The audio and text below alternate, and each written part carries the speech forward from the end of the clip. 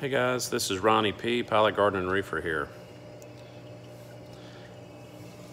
Well, it's been a little while since I've given you guys an update on my aquarium. Sorry about that. We were on a trip and had some things going on that made it a little bit more difficult with posting new videos, but I got my new protein skimmer in yesterday, kind of late, maybe around 7:30 last night, and this is the Somatic 60S, and anyway, got it unboxed last night, got it put in, and probably got it actually running in the tank probably around 8:30 last night because had a little panic with all the bubbles that were going into my sump down here, and you can still see the bubbles here, but this is probably only maybe 20% of the bubbles that I had last night. They were, I mean, it was so many bubbles in the bottom last night that I was like, holy crap, something's wrong with this thing. But read a few things on some forums, about, seemed like there was one about this particular skimmer, but there was also some about some of the others that are out there, and it's just the break-in period, I think. So I think it'll calm down. They were recommending like at least 2 days for it to quit doing this. But I mean, it's a big improvement just from last night. Like, this is literally probably 20% of what was actually going into the sump, as far as bubbles go. But anyway, I got it kind of tuned up to where, the water level and the bubbles were rising at about the right rate. It may be just a little bit too much right now, maybe, because this is the skimmate that it pulled overnight. So from about 8:30 last night till to this morning. And it's about 8 a.m. right now. So basically in about 11 and a half hours, that's what it's pulled. And you can see just all the gunk and stuff in the bubbles in the chamber right there. I mean, you can see the waste. But anyway, it's working, y'all. It's doing real good. I did install the little air line in here, and I don't know, I haven't really had a chance to see how the skimmer works when it's completely broke in. But during this break-in period, I really do think that you have to run this little air valve, because if you don't, it'll just overflow bubbles. The bubbles are severe during the break-in period, and that was what somebody else recommended as well in one of the forums, was saying that you really probably needed to use that just during the break-in period for sure. And they also give you in the kit from Somatic this little it's like a little coupling right here, so you can install the air valve, and then you could put this in and to re-splice your tubing back together if you decided later that you don't want the little air valve that they've included in the kit. So anyway, but I've got the opening. It's hard for me to say exactly what the right setting is for the water level right now, because the skimmer is still trying to break in. But the water level in the chamber right now is right here. You can barely kind of see the water splashing right there. Yeah, it's like right here. And the rest of it's just, just air bubbles and stuff. But anyway, I took the thing, I put it in the sump last night, and then I took it apart. I took everything back out because of all the bubbles. I was afraid that maybe something may have come assembled wrong. And one of the little bubble plates on the top wasn't turned exactly the right way from the factory. So I took it apart and loosened the screw, and then turned that little top plate where the side without the holes was facing the discharge tube, which is what another guy out there was saying it needed to be that way. But anyway, so I did that thinking that maybe that might make a difference on the bubbles inside the sump. I couldn't really see how it would, and it didn't make any difference. I think what we've got going on right now is the break-in. So we're just gonna wait it out and kind of see how it does, maybe in another 12 hours. I mean, if we got this much improvement in 12 hours, I mean, maybe another 12, you know, maybe we'll be below 10% or something like that of what we started with. So, but anyway, it was really, really easy to put together. I mean, I didn't really have any problems. You know, of course, they have, there's several videos out there, you know, that kind of show you what to do. Somatic's got one out there, and it's, you know, super easy, simple. Now, I will say that the pump inlet right here was a little more difficult to install than the directions said it would be. Like it says, don't use excessive force, which I can understand that, but the way they described it, you could just take it and line it up correctly and just push it straight in, and you know, with little to nearly no force at all, which was not what I found. You have to actually, to me, you had to push it a little bit and maybe even twist it slightly to get it to go in, and that's what I had to do. So, but everything else though, it went in just like it, you know, just like they said it would.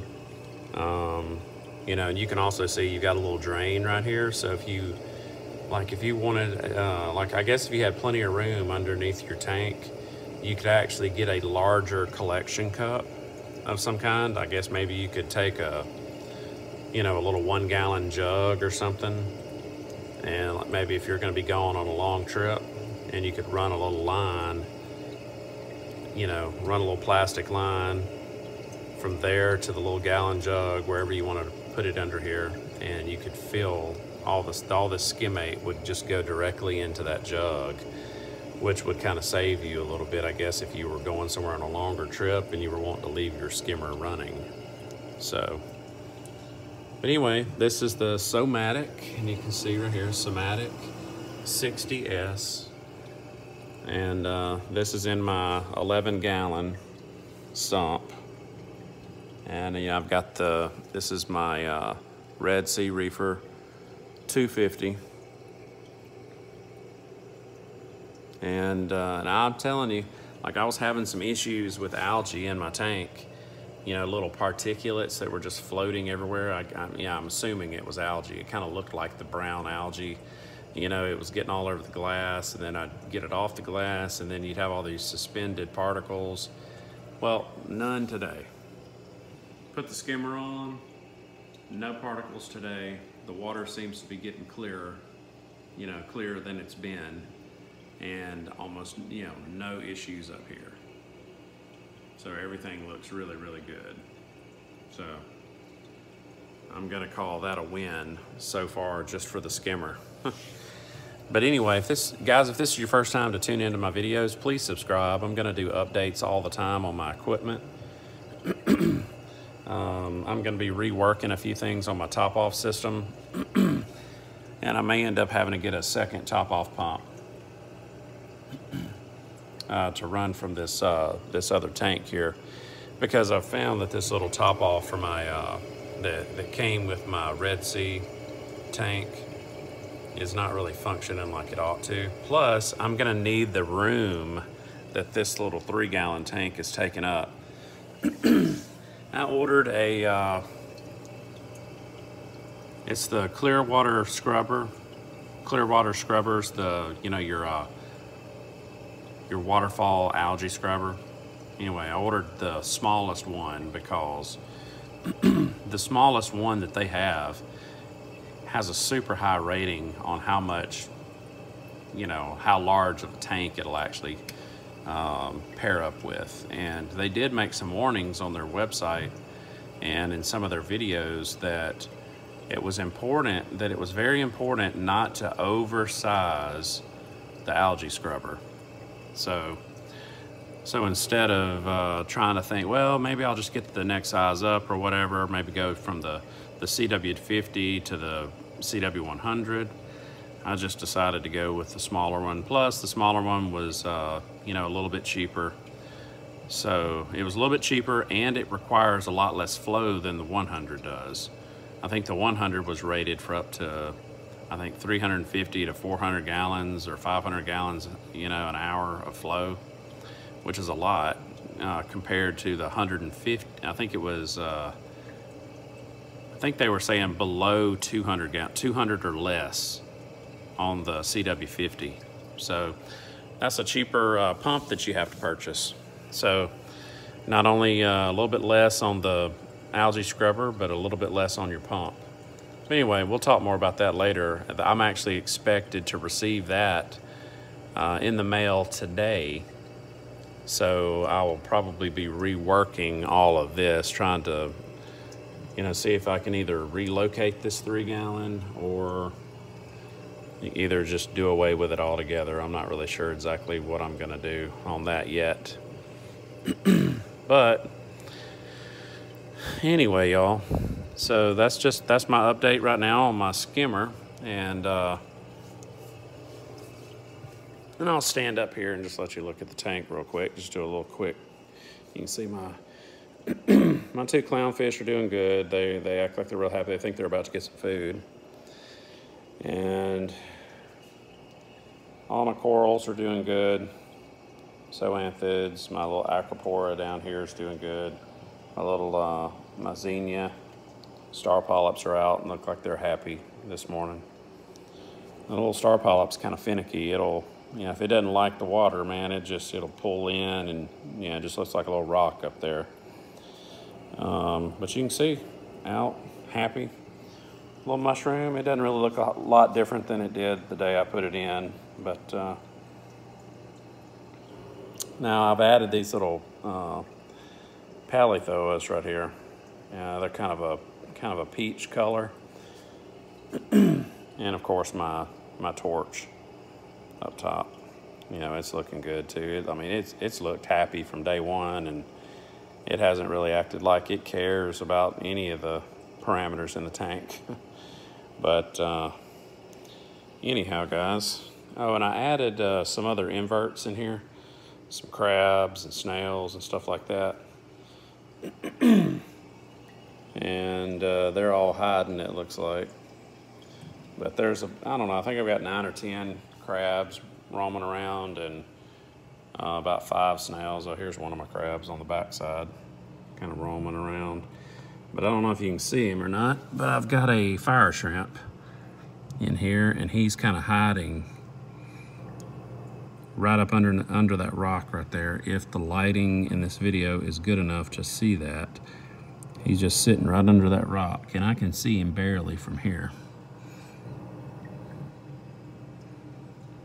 So, yeah, like right in that little wedge.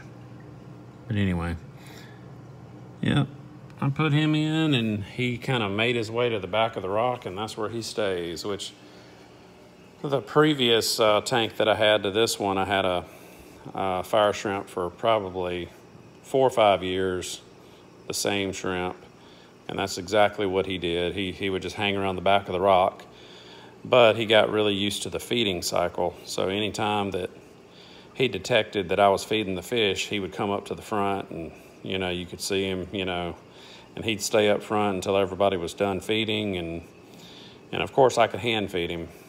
So anytime I put my hand in the tank to do maintenance or something like that, here he comes, you know. But anyway, so maybe that's how he'll act, and we'll get to see him some. But anyway, guys, this is my review and my take on this Somatic 60S protein skimmer. So far, so good. And I'm also noticing that we're doing better with the time that we're waiting. So anyway, please subscribe and look for my updates in the future. I'm also going to do a little update and kind of review of the Clearwater Scrubbers CW-50 algae scrubber. So after I get it going and get it running, I'll shoot a little video of that, and you'll be able to see what it looks like running. And then we'll do updates as we go and watch the algae grow. So anyway, All right, guys. Well, I will chat with y'all later, and I'll see you on my next video. Bye.